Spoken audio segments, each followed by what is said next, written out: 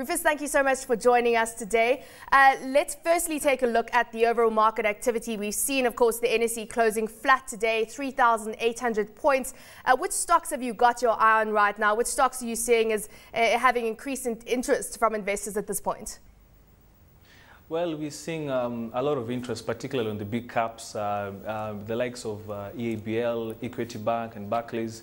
Basically, most of the activity concentrating on those particular counters, and particularly interest coming from foreigners that have been doing on an average between 30 and 40% on those particular currencies. So we expect the same interest to keep on driving the market as we see more interest playing in that side of the market.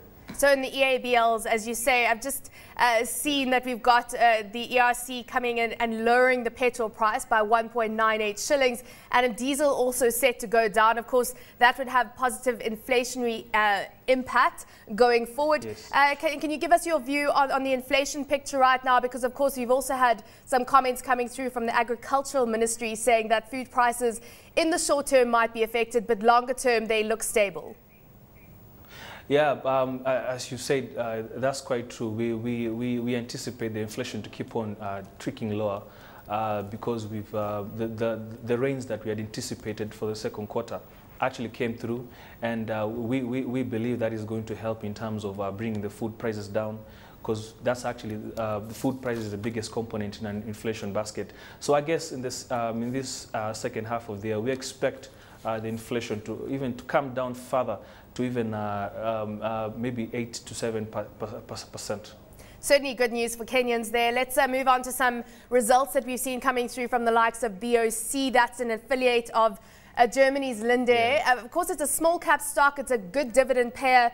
Revenue was up 17%. Overall earnings up 57%. So of course, they're doing something on the cost side of the business or outside of sales. Just tell us about what they've done in the first half to receive such good, strong growth in numbers. Well, the company has been on a cost rationalization process for the last 2.5 years, and we've seen its effect in the sense that it's had good earnings. In the range of upwards of 50–80% for the last year, and even for this for the last 6 months, you've seen, as you've seen the report, the net earnings are actually up over 60%. But however, when you look at the overall business, we've seen that its net sales have actually been on a flat for the last 5 or 6, 7 years.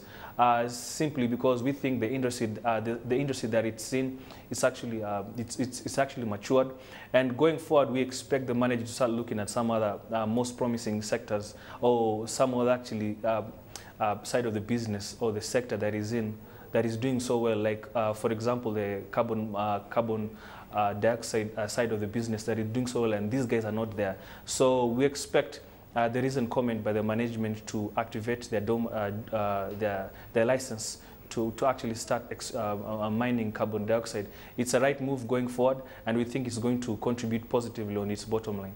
And you're confident that management has the expertise, or is able to get the expertise to be able to delve into these new growth areas? Well, we think so, because in the last 2 months we saw a reorganization of its board by the parent company, which is Lean Group, just trying to infuse a new management, basically to bring new ideas and a new direction and strategy. Well, we think and we are hopeful that this is going to bode well in terms of taking that company in that direction. But however, that's something else we'd like to see spelled out clearly by the management in terms of hiring new staff, or even poaching from the existing players, like in the likes of Kabasi, that is already a major firm, a major player in the carbon dioxide side of the sector. I know Carbacid is a strong dividend payer, and that's why it's liked in the space. What are your views on the dividend that came through, 2 shillings per share, unchanged from the previous year, even though earnings were up by almost 60%? Well, I think that's just to keep the investors interested in the stock, because it's been kind of a laggard in terms of its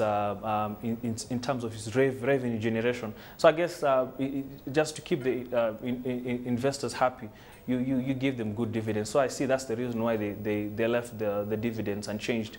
But however, going forward, I think that's a strategy that is likely to not really keep the appetite of investors, because we want to see the revenues growing. We want to see it, it diversifying into other more promising sectors. And I think going forward, these are questions that investors are going to start asking. Yeah, new growth areas. Let's turn our attention to the banking sector. Standard Chartered, of course, stepping up its move towards that rights issue.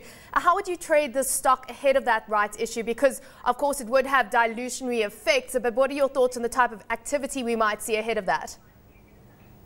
Well, for traders in the market, I think the time is already up. If you're not ready inside the stock in the last in the last 4 weeks, then I think your time is up. But I guess for long-term investors, I mean, always any time from now is always a good time, simply because we are confident in the program that they've laid out, how they're going to use the money, because as we speak, they already have bagged in about $20 million from its parent company.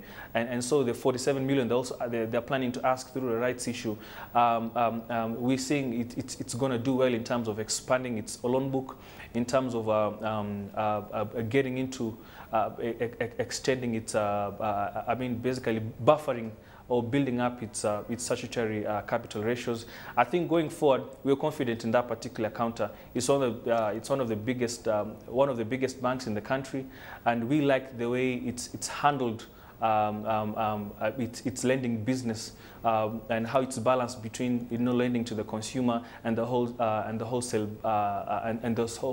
side of the business. So we think it's a very balanced company compared to its peers. So going forward, I think it's a company worth putting in, but only if you're a long-term investor. But for a trader who's a short-term guy, I think it's a bit too late coming into the stock right now. Yep. Thank you so much for joining us today, Rufus. Thanks for that insight. Rufus Mwanyasi joining us there from our Nairobi studios. He's, of course, from Tsavo Securities.